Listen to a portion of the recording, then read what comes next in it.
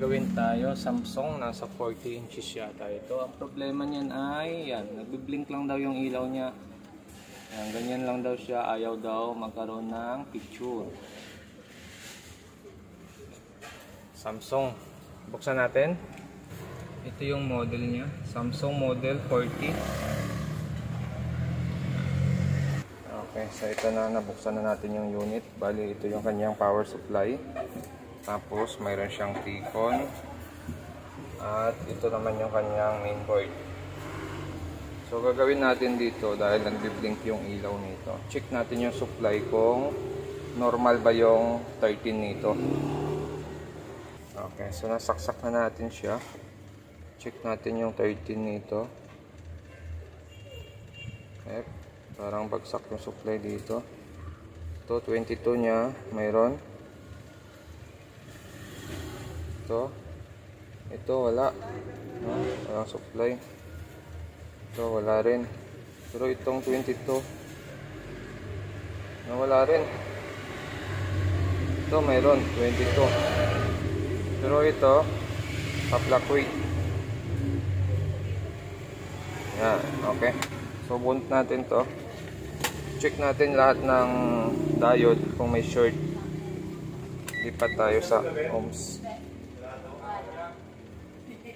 Tapos buzzer.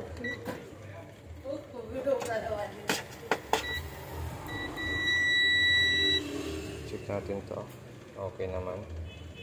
Itong 22 normal yan, mayroon kanina. Ito okay naman. Ito okay rin. Ito okay rin. Okay rin. No? Okay rin. So walang short, no? Walang short sa diode. Hang natin yung board. Check natin yung data nito. So makikita natin dito yung 13 niya ito. So sa taas 13 niya. Tapos yung 5 natin ito sa baba. Okay, check natin. Ground lang tayo ulit. Tapos saksak natin. Sariwa pa yung supply niya, no? Pang power supply niya sariwa pa.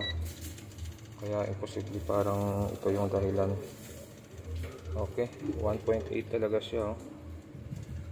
Ito 12. Ito wala. So may issue sa power supply ito. Kasi dapat meron tayong 5 dito. Wala, oh. Wala siyang 5 dito. 13 dapat meron. Okay, wala din. Yan, fluctuate, no? Okay, tanggal natin yung mainboard, pero yung backlight hindi pala natin natanggal. So check natin yung backlight nito. Remove natin yung backlight pala muna. Tapos testing natin. Kasi itong unit na to pwedeng nagkaroon ng problema din sa backlight ito. Kaya shutdown din yung ating supply. Yun, no, may 5 na tayo, no? Ito 14.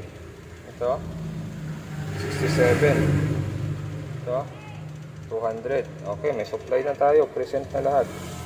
Ito 13 natin. Yun, may 13 na tayo dito. 5 natin, mayroon din. Okay, so gagawin natin, bubunutin natin to. Kabit natin yung mainboard.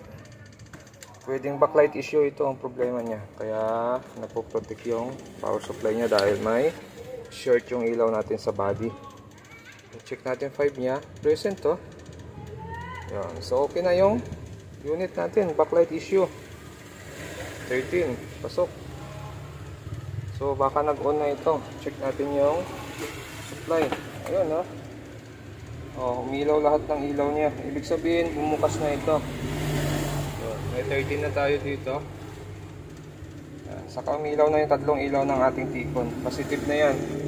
Pag umilaw yan, may display na yan. So backlight issue ito. Papalitan natin ilaw nito. Pero bago yan, tanong muna natin may-ari. Kasi pipresyuhan muna natin to bago natin palitan ng ilaw para alam ng may-ari bago natin gawin. Palitan na natin siya ng ilaw. Bali ganito lang yung ilaw na kinabit natin, hindi na yung pa-curve, ano? Kasi wala tayong ganong ilaw. Ito lang yung stock natin. Pang Samsung din ito, na diretso 1. So ito bali 12 na ilaw. 2, 4, 6, 8, 10, 11, 12. 12 na piraso lahat yan. So kanina, 13 sa taas, 12 sa gitna, 13 sa baba. So ito, 12 na lahat. Kulang lang tayo ng dalawang ilaw. Ano? Pero yung ganong kalapit na diferensya niya ay pwede na. Kasi yung supply nito ay adjustable naman. Pwedeng tumaas, pwedeng bumaba. So pinatong na lang natin sa loob kasi iba yung butas ng ilaw natin, no? Hindi match doon sa unang ilaw niya. So yan, gamit lang tayo ng clear na tape. Tapos medyo kapalan nyo lang siya, doble nyo para hindi malaglag yung ilaw or matanggal yung dikit. Yan. Okay na yan. So nakakabit na rin yan. Naikabit na rin natin yung wire ng original niyang wire.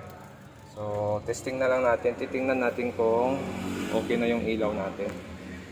Okay, so saksak lang natin. Tingnan natin kung iilaw yung ilaw niya.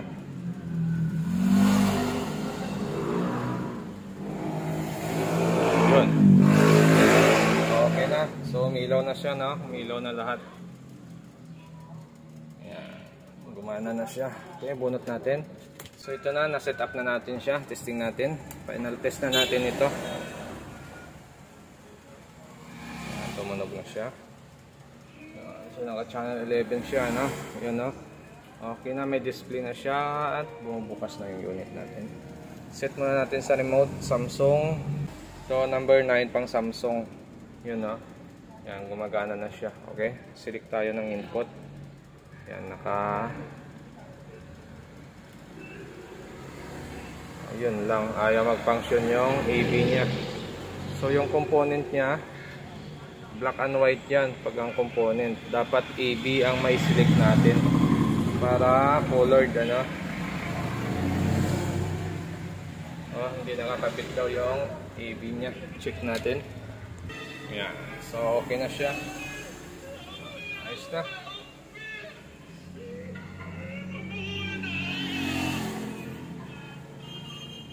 Okay, so hanggang dito na lang yung video natin, at kung bago lang kayo sa aking channel, huwag kalimutan mag-subscribe. So ang naging sira ng unit natin, kaya siya nagbi-blink yung ilaw niya na standby red, dahil yung backlight niya ay short sa body, kaya kumukurap-kurap yung ilaw natin dito. Okay, so ginawa natin, pinalitan lang natin lahat ng ilaw niya, tapos okay na yung unit niya.